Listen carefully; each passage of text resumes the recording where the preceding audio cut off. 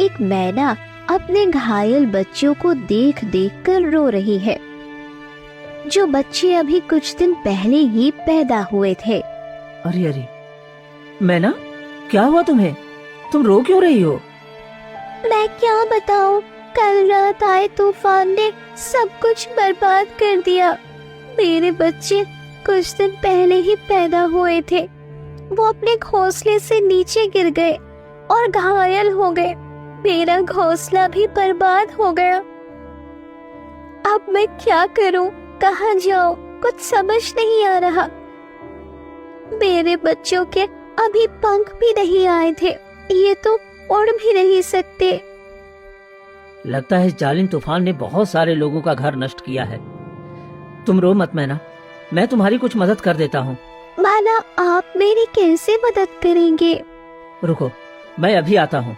विनोद आसपास के कुछ पौधों के पत्ते तोड़ता है और उसका रस बना लेता है। ये क्या है? ये औषधि है, इसे लगाने से तुम्हारे बच्चे जल्द ही ठीक हो जाएंगे। विनोद उस औषधि को मैना के बच्चों के घाव पर लगा देता है, जिससे उन्हें कुछ आराम मिलता है और मैना का घोंसला भी पेड़ पर रखकर मैना के बच्चों को उस पर बिठा देता है। मैना बहन, अब तुम निश्चिंत हो जाओ, तुम्हारे बच्चे अब कुछ ही दिनों में बिल्कुल ठीक हो जाएंगे। तुम्हारा बहुत बहुत धन्यवाद भाई।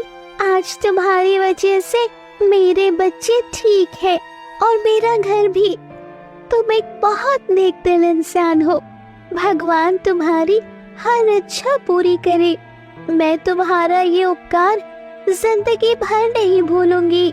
ठीक है मैना बहन, अब मैं चलता हूँ। घर पर मेरे माता पिता मेरा इंतजार कर रहे होंगे। ठीक है भाई। विनोद वहाँ से अपने घर की ओर निकल जाता है। अरे बेटा, क्या हुआ? तो बड़ा उदास उदास लग रहा है। हमारी फसल ठीक तो है ना? मैंने अगर पिताजी को सच बता दिया कि हमारी फसल बर्बाद हो चुकी है, तो वो परेशान होंगे और चिंता भी करेंगे। मैं उन्हें अभी सच नहीं बता सकता। अरे क्या सोच रहा है बेटा? तुझसे कुछ पूछ रहा हूँ। अरे सब ठीक है ना? हमारी फसल बर्बाद तो नहीं हुई ना? अरे नहीं पिताजी, हमारी फसल बर्बाद नहीं हुई है, एकदम ठीक है। चलो अच्छा है। विनोद बेटा, खाना खा ले। हाँ माँ। विनोद अपने माता पिता को कोई ठेस नहीं पहुंचाना चाहता था। वो नहीं चाहता था कि उसके माता पिता फसल की बर्बादी के बारे में जानकर दुखी हो। इसीलिए उसने अपने माता पिता से झूठ बोला था। माँ, खाना बहुत स्वादिष्ट बना है। अच्छा, मैं सब जानती हूँ। विनोद चौंक जाता है। क्या माँ? तेरी तो रोज की आदत है अपने माँ के खाने की तारीफ करने की। मैं तुझे इसके बदले गुड़ जो देती हूँ। विनोद के आंखों में आंसू थे। अरे बेटा, क्या हुआ? तेरी आंखों में आंसू? अरे नहीं माँ, वो लगता है मेरी आंखों में कचरा चला गया है। ला माँ, मेरा गुड़ दे दे, खेतों की तरफ जा रहा हूँ। ले बेटा।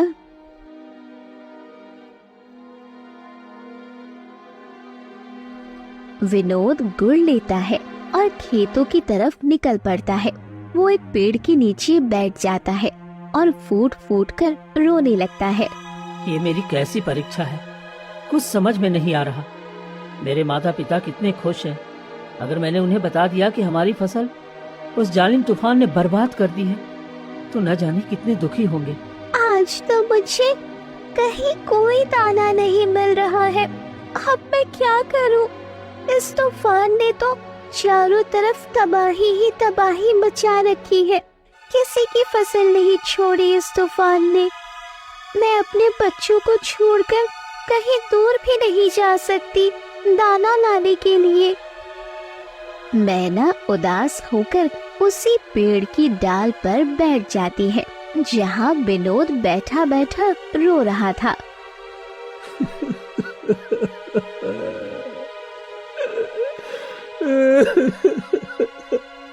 अरे ये तो वही भला इंसान है जिसने मेरी और मेरे बच्चों की मदद की थी। ये तो बड़ा दुखी मालूम होता है। मुझे इसके पास जाकर पूछना चाहिए, आखिर ये दुखी क्यों है? कहीं उस तूफान का कहर इस पे भी तो नहीं गिरा? मैं ना विनोद के पास आती है। भाई, क्या हुआ? तुम आज बहुत परेशान लग रहे हो। अरे मैना बहन, तुम? हाँ, मैं ऊपर के पेड़ की ही डाल में बैठी थी कि तुम्हारे रोने की आवाज सुनी। क्या हुआ है? तुम इतने परेशान क्यों हो? कुछ नहीं मैना बहन।